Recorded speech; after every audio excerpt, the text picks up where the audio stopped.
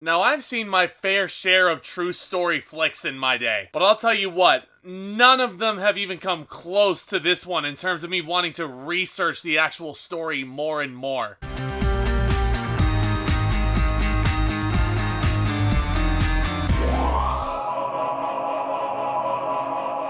Welcome back to the David Fincher series, guys. And I am on my way to having reviewed every single David Fincher film in the build-up to the release of Mank on Netflix on December 4th. And we are getting closer and closer to that release date, and I am so excited to be back on here discussing some great films in the build-up. I'm having a great time rewatching them also. But today, on the docket is what many consider to be his most underrated film, Zodiac, starring Jake Gyllenhaal, Robert Downey Jr., and Mark Ruffalo. Dare I say, a stacked cast. And this film takes place starting on Independence Day of 1969.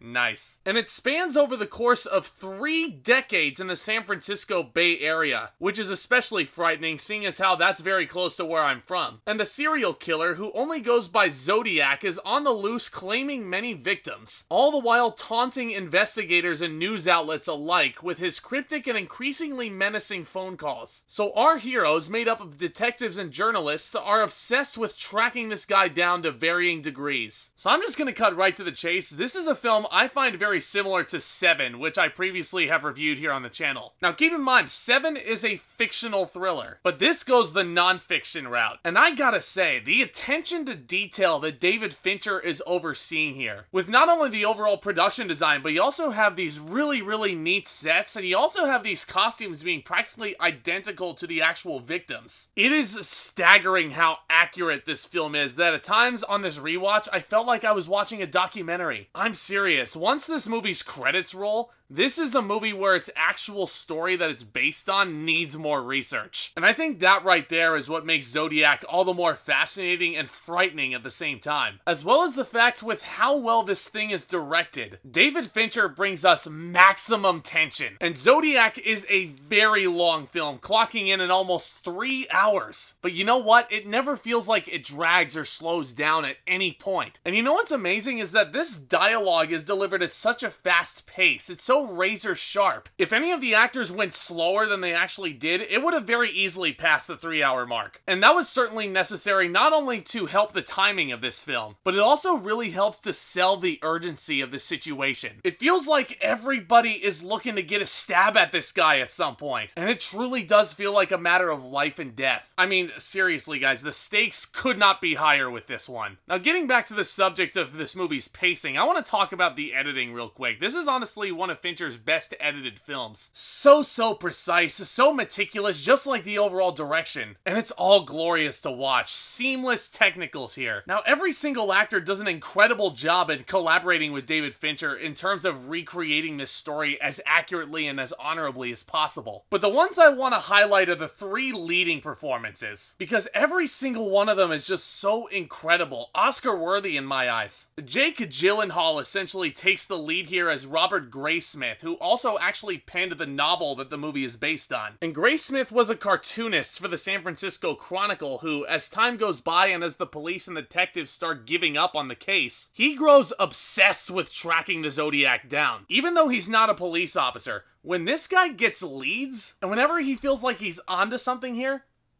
what's really mind-boggling is that the police don't believe him. That is except for Mark Ruffalo, who I'll certainly talk about in just a minute. But I really respect this Jake Gyllenhaal performance. I think it's one of his more underrated ones. He is absolutely relentless in Zodiac. This is such a raw portrayal of a guy who just wants the world to go back to a peaceful normal, just so his family doesn't have to worry about a killer on the loose anymore. It's a fantastic performance. Like I said, one of the best of his career, and probably one of his more underrated performances if I really think about it. Now, the one and only Robert Downey Jr. is also here as journalist Paul Avery. And keep in mind, this film was released in the year 2007. So Zodiac is often considered to be one of RDJ's comeback roles before he ever became Tony Stark. And this movie is very intense, and I think Robert Downey Jr. provides the necessary charisma to balance that out. I noticed on this rewatch that he does throw in a lot of really good zingers every so often. But you can understandably nitpick this movie looking back in perspective and looking at RDJ's performance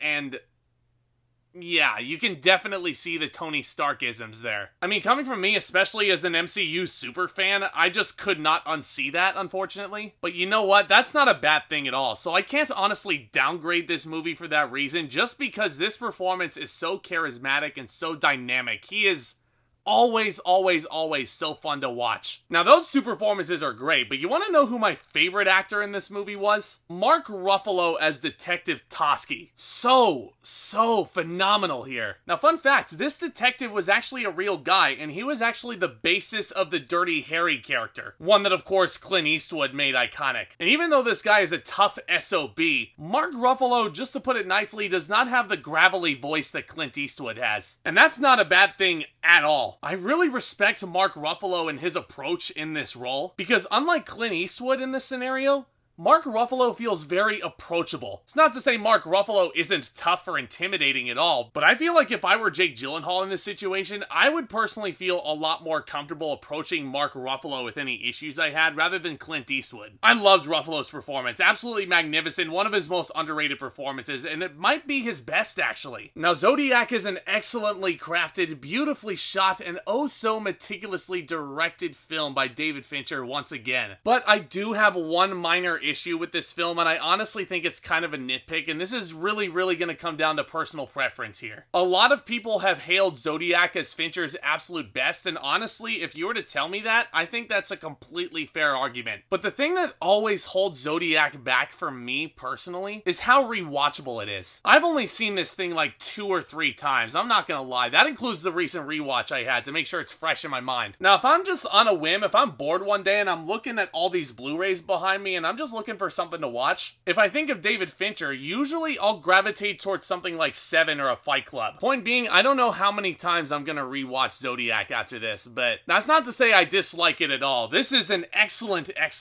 thriller. That's not to say I dislike this film at all. This is an excellently crafted thriller. It is a damn good film. It's one of the better modern thrillers we have right now. I'm gonna give Zodiac an A. This film is genuinely frightening because of how historically accurate it is. It's definitely one of Fincher's better films. And like his entire filmography, I think this one is definitely gonna be worth your time if you've never seen it. Have you guys seen Zodiac? Do you guys enjoy it? Do you not? What is your favorite based on a true story film? Also, I would love to hear all of those thoughts and then some down in the comments section below, and I would love to have a further conversation with you guys. As always, keep on the lookout for more exciting content hitting this channel very soon, including the continuation of this very playlist. Next up in my build up to Mank, I'm going to be looking at The Curious Case of Benjamin Button. But if you guys are enjoying my content and you guys want to continue supporting the channel, please consider hitting that subscribe button down below as hard as you possibly can if you haven't already. If you enjoyed the video also, please be sure to leave a thumbs up on your way out. If you guys would want to stay in the loop, please also make sure to hit that notification bell. You guys are awesome, seriously. Thank you all so much for your support of the channel so far. Look out for all that exciting content hitting the channel very soon. And with all that being said, back talk, commence!